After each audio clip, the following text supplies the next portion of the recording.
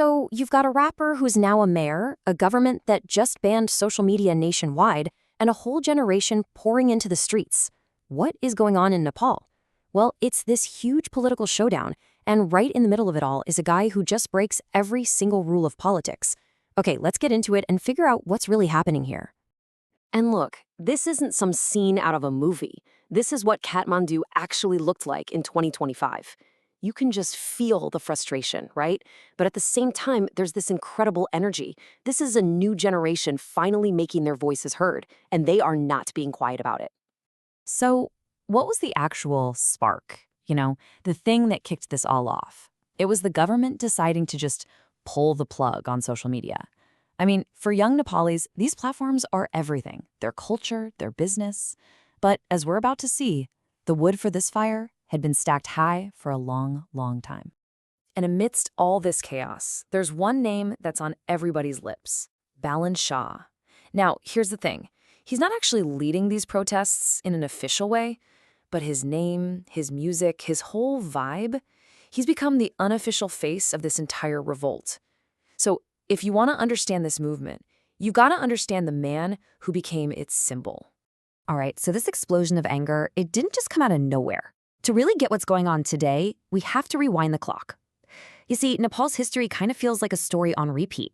Power ends up in the hands of a small group, and then boom, the people rise up to take it back. I mean, for centuries, this has been the story. You go all the way back to the 18th century when Nepal was unified, then through the long rule of the Rana dynasty, and then the Shah monarchy. It's always been this epic struggle over one question: who's in charge, the palace or the people? And this timeline, wow, it just lays out that cycle so perfectly.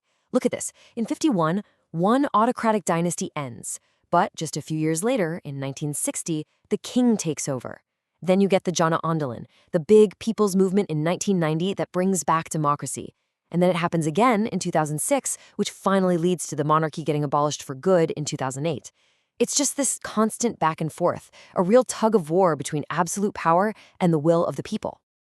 And that panchayat system, you really have to understand this piece of the puzzle. We're talking about 3 decades where political parties were straight up banned, the king held all the cards. This was the system that the huge 1990 movement was all about overthrowing. So keep that in mind. Okay, so that's the history, right? This long saga of political parties and royal power. Now, let's hit fast forward to today, because crashing into this long-running drama is a total and complete outsider. So, who is this guy, Balan Shah? Well, he's 34. He's a civil engineer by trade, but he first got famous as a rapper. Think about that.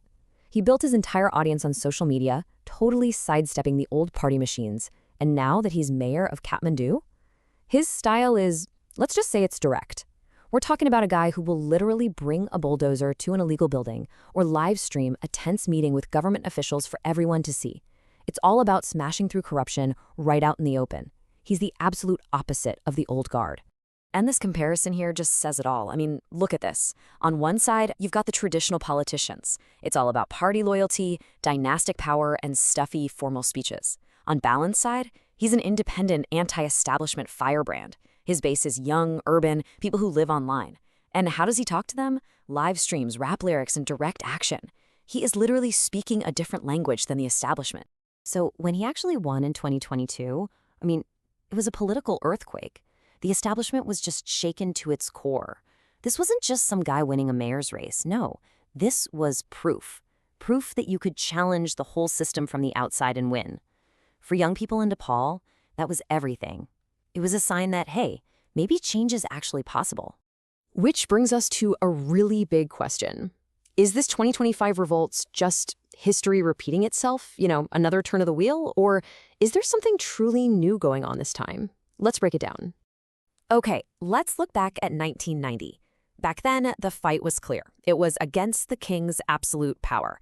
The demands were all about basic political rights, the right to have political parties, the right to be represented, the right to a real democracy. Now, jump to 2025. The enemy isn't a king anymore. It's a whole political class that people see as corrupt and only out for themselves. The fight today is about jobs, or the lack of them. It's about these political dynasties that just won't let go of power. And of course, it's about censorship. But Do you see the connection? The themes are so similar. It's that same feeling of being locked out, of being completely ignored by the people in charge. So here's the bottom line. That deep frustration with a broken system, that's been a constant in Nepal's story. That's not new.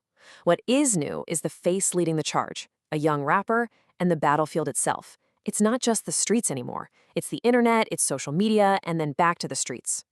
And this is where things get really complicated because you have this fundamental tension in Nepal today. On the one hand, the country has made some absolutely incredible strides with its democracy.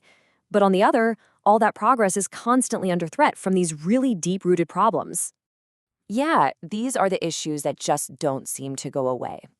Experts will point to things like leaders who seem more interested in power than progress, a level of corruption that just grinds everything to a halt, and a government bureaucracy that's been hollowed out by political favors.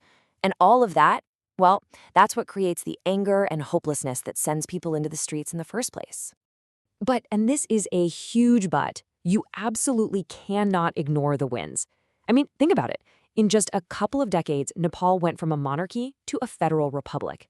They have a really progressive constitution that pushes power down to the local level and is built from the ground up to be inclusive. That is a massive transformation. It's truly remarkable. And we're not just talking about words on paper here. You can see the results. For instance, about a third of the federal parliament is made up of women. And get this, a whopping 75% of deputy mayors are women. That's written into the law. That's not tokenism, that's real structural change. Honestly, a lot of other democracies could probably take a page from that book. Which brings us back to Balin Shah himself and the huge question mark hanging over his future. There's no doubt he's been a master at channeling the anger and the hopes of a generation. But here's the test. Can a symbol of protest become an effective policymaker? Can that super confrontational bulldozer style of his actually build the alliances you need to govern for the long haul? And so that's where we're left. Is this Gen Z revolt just the next chapter in an old book? Another people's movement in that same historical cycle? Or is this different? Is the combination of a new kind of leader, new technology, and the new generation's demands, is that a real break from the past? A genuinely new chapter for Nepal? Honestly, we don't know the answer yet.